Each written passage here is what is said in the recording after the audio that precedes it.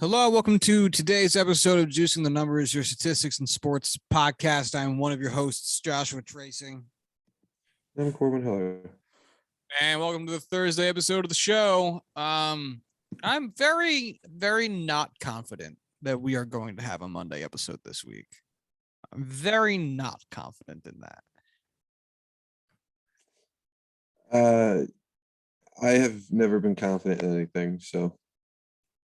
The only Monday episode we've had during the entire NFL postseason was the 1 week there was no games. And so with this Sunday having, the Super Bowl, doesn't feel like very good odds we're going to have a Monday episode. So I was thinking about that today. We've done it in the past where we record immediately after the game. Like a 15-minute quick guy. Yeah. That was also when I didn't work at a job where I have to get up at 5:30 in the morning. So I really don't want to do that. Yeah. It's possible. Let's not rule it out. I can bring the stuff. We can make a game time decision, but let's not bank on that. Yeah, I don't want to bank on that at all. I saw a tweet the other day that said that the Monday after the Super Bowl is one of the biggest productivity money losses in corporate America. Something I don't want to make up a number because all numbers are made up anyway.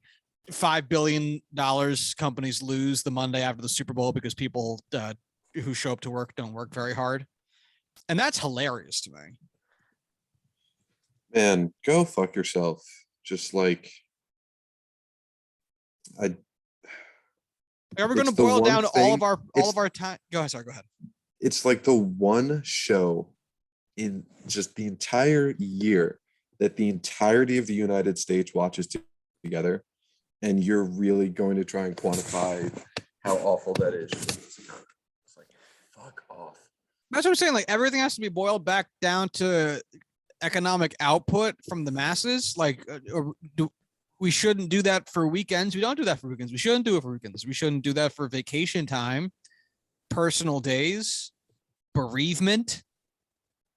Would they put out a stat that says people you generate or lose corporate America $3 billion because their pet dies? Every year, pet deaths account for $6 bajillion of lost profits for. Fuck you. I'm allowed to be a human being. I'm allowed to have a complex range of things that I do that may or may not affect my fucking output as a I don't know, corporate guy or as a worker. Eat my balls. Let me watch a sport and be happy about it and then be tired the next day. You want me to literally be attentive the entirety of the Monday after the Super Bowl? Literally lick my balls, and I'll do that for you. Yeah. That's my price. Yeah. If they think that's bad, they really should not investigate the productivity of offices that stay open the week between Christmas and New Year's. They're going to find some very ugly numbers, let me tell you. As someone who has only ever worked that week at any job he's ever had, nothing gets done. I mean, granted, anywhere I work is a place where nothing gets done. Amen to that, brother. A work email 10 minutes ago asking me about something. It's just you're not getting an answer to that. my boss messaged me the other day in the middle of the workday and was like, "Hey, you working on anything important?" And I replied back, "At this company, literally never. What's up?" And man, let me tell you, it's the truth. But anyway, we're here for a fact our bosses don't listen. That's true. That's true. Yeah, it'd be wild if they were one of the very few. But whatever. All right. Well, we're here for sports. So let's talk about sports. And I guess we'll start with the reason that we might not be recording a Monday episode, and that is the Super Bowl. It is upon us. Both teams are resting up as we speak. They're stretching out the hammies. They're warming up the quads, getting ready for the game. As the 15-5 Rams technically, but also technically not, host the Cincinnati Bengals. We talked about this very briefly, but they technically are hosting. It's happening at SoFi Stadium where the Rams are the home team. However, they are designated, for what reason I don't remember, as the away team. So they are hosting the Super Bowl, but they're not the host team at the Super Bowl. It doesn't matter. It's one of those, it's so stupid. Just, they're the home team. Why is, like, just switch it. Let them be the home team. Let them go in their own locker room. I was going to say, that's the real thing, is that the Rams are going to have to be the visitors' locker room at their own stadium. It's weird. Actually, I kind of like how that evens out. It's like, all right, you get to be the home team. You don't have to commute across the country. You get to use your own practice facility. But we're still going to make you use the other not nice locker room. I mean, is it a punishment if you move across the country, but you really just get to leave Cincinnati?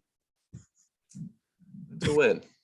Right? That's like it's no wonder the team left so early. They just wanted to get the fuck out as soon as they could. They're like, oh, thank God, these motherfuckers are just having blizzards and eating Skyline chili.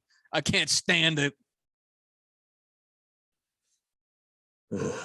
I will say, the visitor locker room for the Iowa Hawkeyes is painted pink as a what they thought was a mental trip. I don't think it's ever threat. Worked, but, yeah, it's like, we'll see. Ooh, when we gave them really comfy slippers and really warm robes just to fuck with them. Ooh, I bet they hate it. We got them really fun drinks with little cute little straws because getting their heads, bro. It's so fucking stupid. Whatever. College football is what it is, I guess. So the last 5 matchups we looked at for a couple other teams that have matched up, but when it comes to the Super Bowl with NFC matchups, it's largely meaningless. For instance, the last time these two teams played each other in any context was October of 2019, which is before Joe Burrow got drafted by the Bengals and before Matt Stafford got traded to the Rams, in addition to like 90 other players on the Rams right now.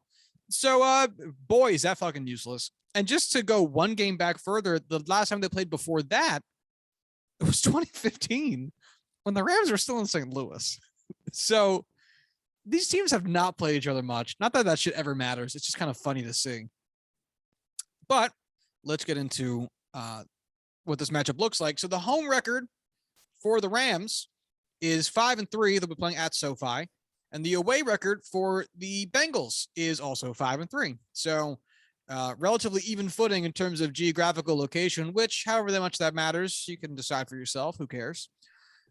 These teams rank in points scored per game. They are tied at 7th. They've each averaged 27.1 points scored per game, which is kind of nifty, down to that 10th place in the decimal points. They have and for points allowed per game, they're pretty damn near close. The Rams are the 15th best team in the NFL, 21.9 points allowed per game. Cincinnati 17th at 22.1 points per game. Their season high or season total season takeaway differential for the Rams is +2, which is 13th best in the NFL. The Bengals 0, which is 16th, perfectly average. Passing yards per game, the Rams are 5th in the league at 273. The Bengals are 7th at 259. Rushing yards per game, the Rams are 25th in the NFL with 99 rushing yards per game. The Bengals 23rd with 102. For defensive passing yards per game, the Rams have the 22nd best defensive passing yards per game at 241 yards. The Bengals 26th at 248. And last but not least, defensive rushing yards per game, Rams 6th best in the NFL with 103. Rams 5th best. Sorry, not Rams. Bengals 5th best, 102. So really, I wouldn't have assumed it because of the records, which is one of the reasons records in the NFL can be very deceiving. Seeing as the Rams, including postseason, are sitting at 15-5 and the Bengals 13-7, which because each team has had, I guess 3 wins means that they finished the season at 12-5 and 10-7. You would have figured that the stats would kind of pop off the page a little bit more for the Rams, or at least the gap between the Rams and the Bengals in one of the 2 phases at the very least would be much more discrepant.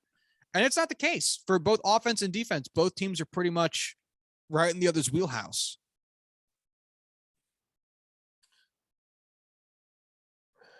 I'm trying to remember a stat I saw about it was basically a graph of rushing defense versus rushing offense, and where they stack up for each team over the past 50 years. I don't know. But the Bengals are bad and the Rams are also bad at pretty much both. So it's going to be a pass heavy affair on both sides in my mind, and I just can't wait for it. Yeah, I mean, which makes total sense. That's how these teams have really gotten it done in the playoffs. That's definitely how the Bengals are set up. We talked about this before, but that's really going to be the question for this game, which is, will Joe Burrow be on his feet enough and long enough to throw enough passes, good passes, to win the game? Because the Rams defensive front spent too much time on his knees or on his back. Yes. Yeah, so some horizontal positioning somewhere. Because I don't know. No, we I guess we briefly in passing when we realized this was going to be the matchup after the championship games chatted a little bit about the Bengals offensive line versus the Rams defensive line. What do you think about Matt Stafford against the Bengals defense? I mean, honestly, I think both quarterbacks are just going to be able to throw wherever they want. I know the Mike Hilton Cooper Cup matchup is one I'm excited about because back when Hilton was with the Steelers, he was really good the one time they matched up and he shadowed him the whole game.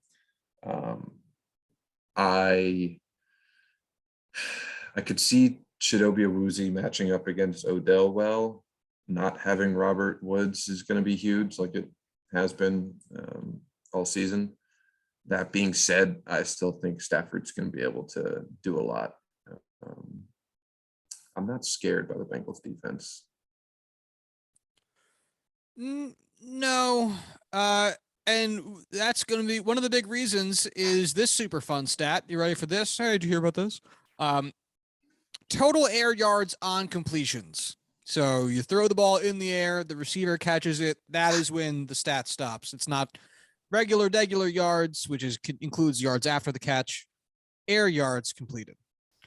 The Bengals have allowed the most air yards in the NFL this year with just under 3,000. I like that. The second place team in that stat is the Washington football team with 270 fewer yards allowed. And that is a bigger gap than the second place team, which is Washington, and the fifth place team, which is the Niners. Yeah, it's quite ugly. Like they're worse than the Texans, who have allowed only 2,600 such yards. Now the Rams, not much better here. The Rams are fourth in this stat, but the Rams are a little bit more comfortably positioned in that tier of team. Like the Rams are definitely in a bottom tier, a first floor tier of shit defensive pass coverage, but the Bengals are in the basement on this, which is going to make that very interesting. They're pretty comfortable there. They've been there a while. Yeah, and a whole slew of manners of speaking, I suppose. Now, oh shit, I just lost myself. Interestingly enough, if we're talking about hurry percent, which is quarterback hurries per dropback, the teams are actually pretty even, with the Bengals having a slight advantage in that stat over the course of the season, 10.8% of the time versus the Rams 10.5% of the time, which feels like it should be reversed because we've been sitting here talking about how good the Rams defensive line is. The Bengals defensive line is able to get to the quarterback, at least to apply pressure pretty regularly, as shown by this. Now, it doesn't necessarily mean that the bigger matchup isn't the Bengals offensive line versus the Rams defensive line, but the Bengals defensive line surely is getting to the quarterback. I am so scared for Joe Burrow's health after this game. The Rams have the third fewest quarterback knockdowns in the NFL. Do you have any way of breaking that down into first half and second half of the season or by game? Not that is immediately obvious. And let me tell you, I'm not going to do that. Because I know it changed drastically when Von Miller entered the picture, which I think he did that like week 10. But well, it's I also don't know interesting about because stats. it might have something to do with the sack versus quarterback knockdown. So Pro Football Reference defines quarterback knockdown where the quarterback falls after the ball has been thrown. Essentially, you were about to get a sack, but the quarterback got rid of the ball very quickly is how it's going to, or, you're going to hit the quarterback in a meaningful way right before they got out of the way. Otherwise, the quarterback knockdown would be a penalty instead, and I'm not sure it would count. Because if you change that to sacks, all of a sudden the Rams have the third most sacks in the NFL. So third fewest knockdowns, which is, contact just after the release of the ball, and third most sacks, which is, the guy still holding it. So in the first 7 weeks of the season, all of which he spent in Denver, Von Miller had a combined total of 4.5 sacks in the first 7 weeks. In the past 7 weeks, which he spent entirely with the Rams, he has 7 sacks. So he's definitely been ticking up those numbers significantly. Big uptick in tackles for loss.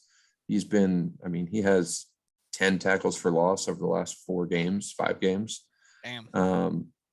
He's definitely been a difference maker on this defense. Plus, they have a pretty good defensive player in Aaron Donald already. Leonard Floyd's there on the other side. That defensive pass rush is terrifying if I'm Joe Burrow. It really makes it so interesting to gauge how we evaluate, I don't know, players and their stats, because we have gone to a super team or super, in football's instance, like super position, super group kind of model and everything, where it's like our offensive line's getting better in a way that is a lot harder to see because of teams like the Rams. Because, if you look at Von Miller, and same thing with maybe we could say, granted, Odell had quarterback problems too, but our aspects of the positional groups that we think of as being typically bad getting better. Every team complains about their offensive line. Every team complains about the cornerbacks. But it gets masked by, I don't know, especially good units, that allow the other players to flourish so much, which isn't new, but we're seeing it to extremes, at least with the Rams case, I should say. Is Aaron Donald the Mike Trout of the NFL? That's an interesting question. Rookie of the year, Pro Bowler every single season, 9, by the way. First team All-Pro every year since his rookie year. Has 3 Defensive Player of the Year awards and has finished top 5 in every single season. How many home runs since his rookie season? He doesn't have any home runs. He does have 98 sacks. Which is how many home runs is a sack worth? Five. If you think about it, the best player in the league is, 15 sacks a year, 18 sacks a year. 5's too many. As a 100. Yeah, so I would say, 3? What's 50 divided by 15? I don't know. It's 3 point something, but 17. I'm trying to go with whole numbers here. 50 divided by 17. 50 18 divided would by be 3. Okay. Wait. I don't get that. 50 divided by 15 would be 17. That doesn't make any sense. I put the maths in wrong. got, hold on. 16 sacks Yeah. would be worth. So would you say like fuck, I can't. Let's do 20 sacks. 20 sacks is 50 home runs. That's just the way it is. Okay. So that's Two and a 2.5. half. Home run is worth. A sack is worth 2.5.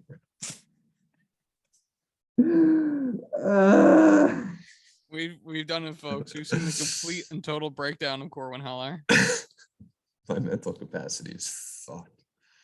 So 98 times 2.5 is 245 mock home runs. How many homers does Mr. Trout have? Ooh, do you think how many home runs does he have without looking? All right, I typed He's Mike played- into Twitter, and Mike Snow was the first thing that popped. Oh, I put in too many eyes. Okay, let's see what the fuck is a Mike Snow. Anyway, sorry, whatever. How many home runs do you think Mike Trout has? I'll say he played for 10, 8, 9 seasons. I actually don't know how long he's been in. He got drafted in what, 2010? So let's say he's 2009. had 2009. I'm just gonna assume he's had 10 full seasons of play because that's easy math. I'll say he's hit 400 home runs. You think he's averaged 40 home runs a season for 10 years, including a strike shortened or not a COVID shortened season? Touche. 328. 310. Okay. Yeah, I am scared of math right now. I don't want to do it. that is clear.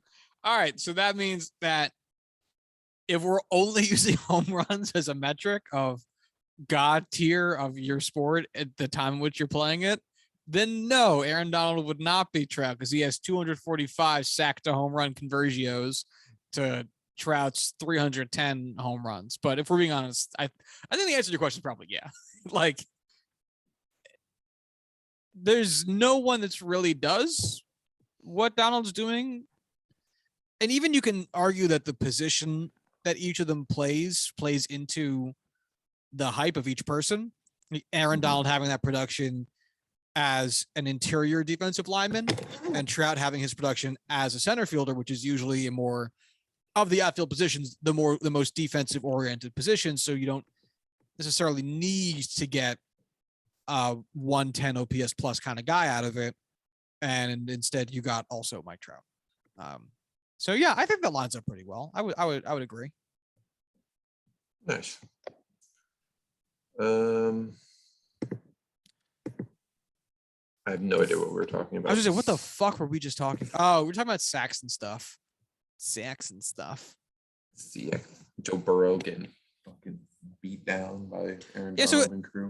It's interesting how this all kind of like plays into like how all these stats kind of feed into each other, because so we talked about quarterback knockdowns and we talked briefly about sacks, and we look at quarterback hits, which is exactly what it sounds like. The quarterback gets hit. It doesn't quantify it quite as neatly as sack or knockdown does. It's a little bit more general, so it's the biggest of the numbers. Oh shit, I just lost the Rams again. There we go. The Rams 95 quarterback hits this season. Bengals 99.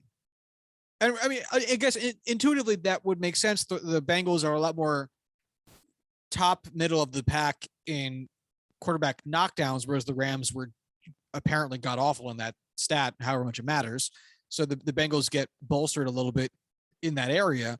But it's still interesting to see how it shakes out in the less defined versions of the concept of the quarterback getting hit to some extent, and that leaning towards the Bengals, which really I think just is going to boil down to pressure. That tough to define, that amorphous phrase of quarterback pressure, which I think is most readily felt when you actually lay hands on pads. When you actually get to the quarterback in a physical sense, but it'll make it interesting to see how much of that is the felt in the game as apparently the Bengals are better at this than I gave them credit for. What exactly? Just get into the quarterback in general. Yeah, Trey Hendrickson's is pretty good. Who's got the most quarterback hits in the NFL this season? What team? Steelers. No, Steelers are 6th. QB hits. The Bengals. No, they're 12th. Okay, well then I don't fucking know. The Dolphins. Shut the fuck up. 129. Ew. Well, it's a good thing they have such a great head coach that is really pushing that team forward after starting 1-7. Ooh, all right. So this is fun. I'm not sure how much it means, but this is fun. Passes completed. Completed passes. The Bucks have allowed the most passes completed this season. Seahawks 2nd. Bengals 3rd. Rams 4th.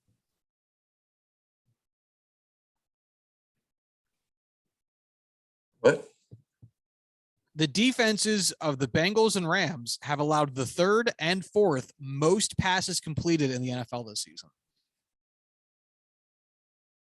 The Bengals have allowed 420 completed passes to the Rams 416. Wow. That's going to make for a very exciting Super Bowl. Well, and I think it's also interesting because the instinct there might be bad defenses. But there's 2 other things I think that could also go into that. One of which, both good run defenses, which means you're going to have to pass to a certain extent. Do the Bengals have a good run defense? I would assume I'm looking at. They do. Well, hold on a second, because they're getting to the quarterback so much. I would assume that they're pretty good at the line of scrimmage. Let's see. Yeah, Bengals have the 5th fewest yards per game allowed on defense for rushing. Okay. And the Rams are 6th. I misread that graph earlier. Yeah, their rushing defense in terms of yards per game they're both quite good. Say what you will, the Steelers led the league in sacks and had one of the worst rushing defenses I've seen in a very long time. So yeah, and you would be correct in that too. The Steelers had the worst rushing defense in yards per game in the NFL this season. Worse than the Texans. TJ Watt, is he really worth it? Losing Stephon Tuitt, losing our entire interior defensive line was bad. Just tear him down. Too. But anyway, so part of it, good run defense means that you might end up leaning on the pass more. And both of these teams had winning records, which means their opponents, more often than not, were probably playing from behind, which is also going to lead to more passes. So there might be a volume issue here as well. Yeah. Good offenses breed to passing defense. Yep. They had the 4th and 6th most pass attempts against them as well. So I think that tracks. Ooh, all right. What passing defense lowest completion percent in the NFL? Who allowed the lowest completion percentage? Yes.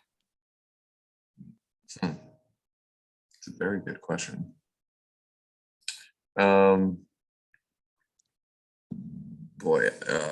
Fucking man, I don't know. Steelers. No, your Pittsburgh Steelers were 9th. Okay. Hey, if I can land in the top 10 in these guesses out of nowhere, I'm happy. It was the Dolphins again. No, I'm kidding. Imagine. What the fuck? I'm kidding. Actually, the Dolphins were 5th.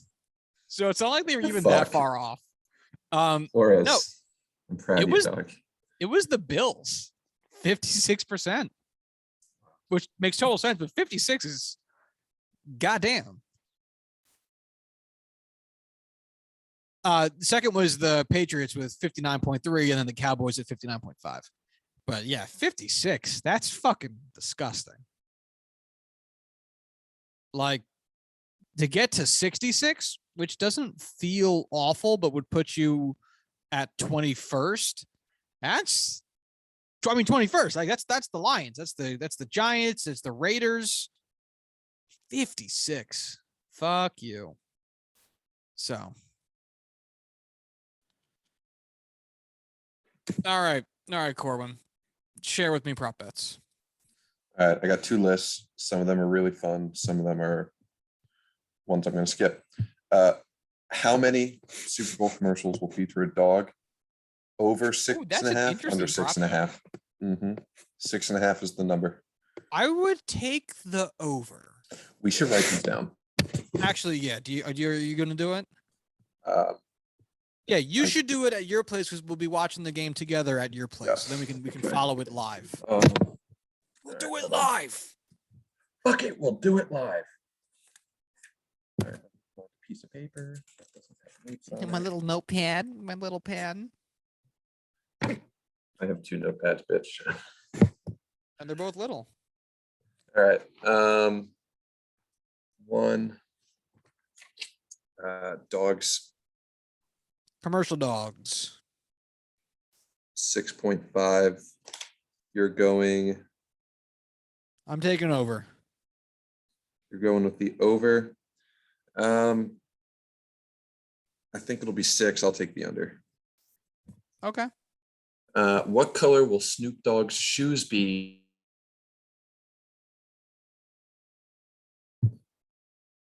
All right, hit me with that second one. All right. The color of Snoop Dogg's shoes. All right, Snoop Dogg. It gives some options. Well, oh, Blue, it does? yellow, Okay. gold, black, white, gray, silver, orange, green, purple, red, pink. Well, Odds in I that feel order. like it's gonna be more neutral. I'll say black. I also wrote down black. He just bought Death Row Records. Did he really? Yeah, just today, Fuck like yeah, moments dude. ago. Yeah. I love that. Number 3. What will happen to the share price of Bitcoin? Up or down during the Super Bowl? That's a Super Bowl prop bet? Yes, it is. Why? I'll Price I'll going say up, negative 130. Price going down, 100. I'll go up. I'll be contrarian and go down. Who cares? What color Gatorade? Orange, blue. I'm gonna cut the video. Hopefully that helps. All right. Gatorade color. Gatorade color. Fucking yellow. Yellow. All right. National anthem over under 98 seconds. Who's singing it? Do we know? No idea. No We idea. don't know who's singing it. I will take. How long does it take? What's the normal? Is it 98 seconds? I'll take the under. All right. I'll go over. The jersey number for the player who scores the first touchdown, over under 23.5. All right. What's Cooper Cup's jersey number? Uh, Cooper 1, Cup. What number 13? do you wear, bitch? 10. So I'll take the under. I'm also taking the under. Will a field goal hit the upright? It's weird because hitting the upright feels so much less probable than completely missing it or making it, and yet it happens a weirdly large amount of games for something that again feels far more improbable than the other 2 options. So you know what? Fuck it. I'll say yes. Hell yes. All right. The result of the game's first drive. Touchdown, interception, or punt field goal? Fucking touchdown. Okay. TD/INT. I'll go punt or field goal. All right. The artist to perform first at halftime. Eminem. They give Mary J. Blige or Kendrick Lamar, but Those are the only 2 options. It's like, yeah, I think you can bet on whatever the fuck you want, but this list is just giving. So Kendrick between the Lamar 2 of them, yeah, Kendrick or Mary J. Blige. I'll say Kendrick goes first between those 2. All right, let's just do overall because I feel like overall I we're think gonna it's gonna be forget Eminem. this. All right, I so had puts a coworker play me an acoustic version of Stan the other day that he recorded, and first off, if it sounds as uncomfortable as you're thinking it was, yeah, it was. Um, and also it reminded me how much, boy, I just don't care very much for Eminem. Uh, that that's a personal attack, but I'm gonna let it slide for the sake of the show. Yeah, he's not very good. Oh my goodness. Rap God's a bad song.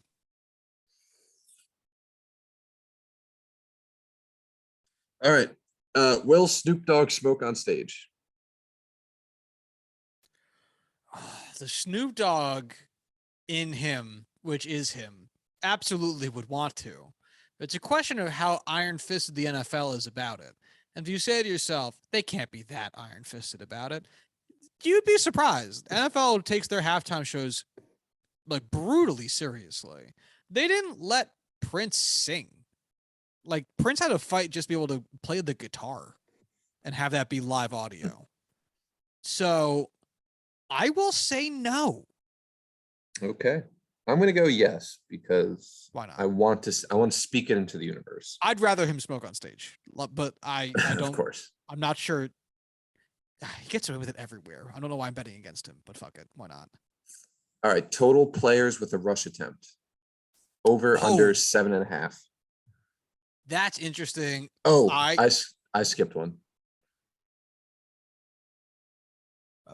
okay.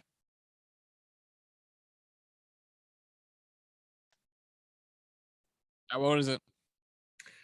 Will any part of Slim Shady's performance be censored? What does censored mean? Like the censors have to actually bleep it out, or censored in like he has to censor his own language and swap out words or skip past stuff. You know what I mean? I assume they mean the former. So I will say I no. think so. I'm gonna go yes. I think I think Slim's gonna sneak in an F-bomb. But will he stand up? If he's real. All right. Now, total players with rush attempt. See, I got to take the over. This feels actually a pretty easy over because if you think about it, both quarterbacks are going to have a rush attempt. Like every quarterback has one. You know, Mhm. that's two right there. And that means that each team just has to have three guys make a rush attempt. That doesn't really seem very many, for being honest. So yeah, I take the over on this pretty easily.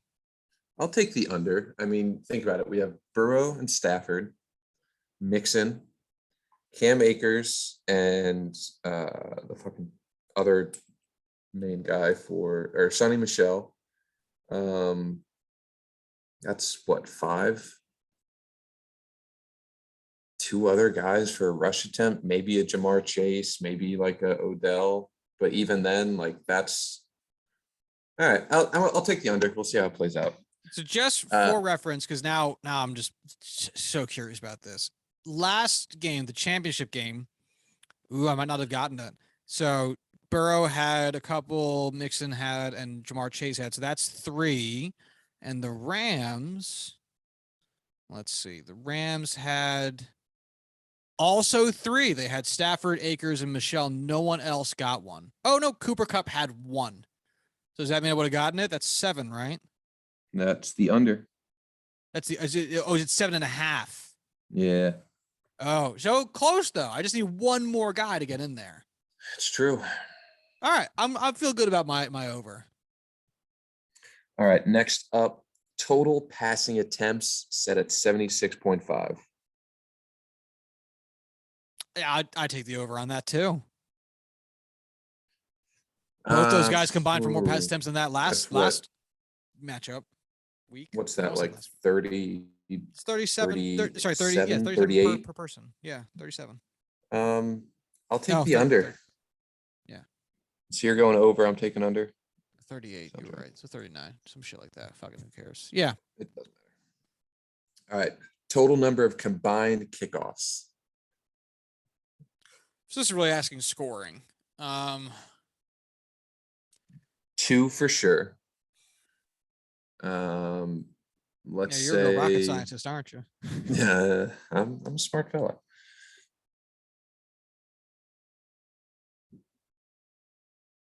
Yeah, I don't fucking know.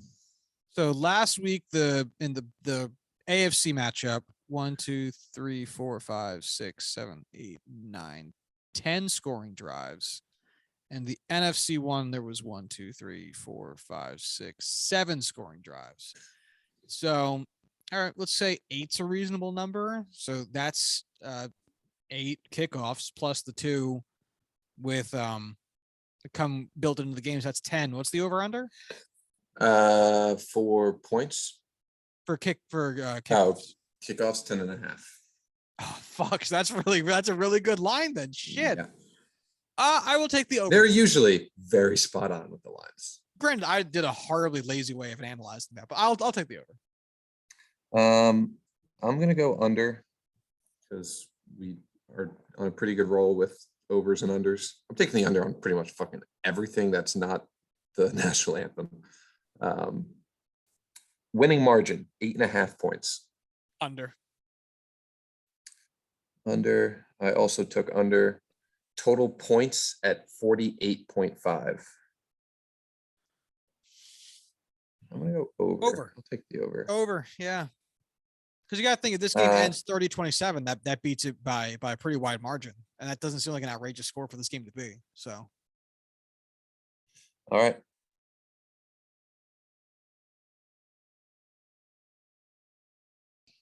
Super Bowl champion. Rams. I'm gonna go with Bengals because why not? And the winner of the MVP award, Joe Burrow, Matt Stafford, or other. Matt Stafford. All right. That's all she wrote. That's all I got. All right, this will be something for you and I to keep an eye on. We can report back since we actually wrote this shit down. That would be fun. Yeah, we did. If we end up doing a quick 15-minute guide, can be sent it around, just seeing how we did with this. Yeah, we'll see.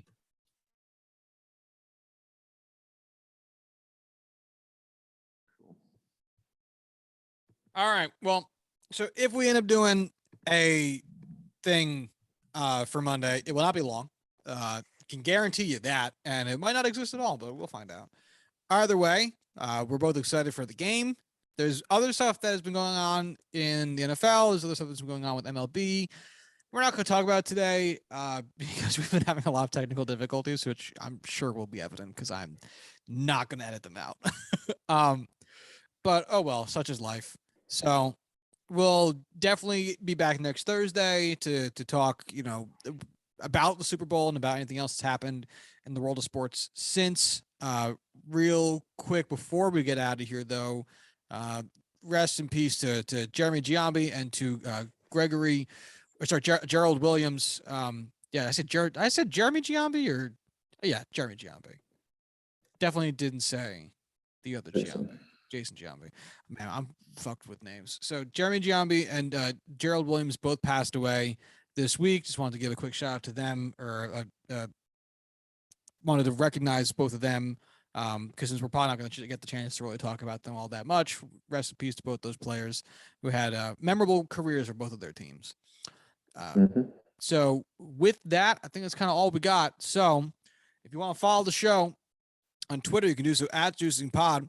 If you'd like to send emails to the show, you can do so at juicingthenumbers@gmail.com. If you'd like to follow Corwin on Twitter, you can do so at Corwin Heller. If you'd like to follow myself on Twitter, you can do so at Joshua D. Tracy. And until whenever, y'all have a good one.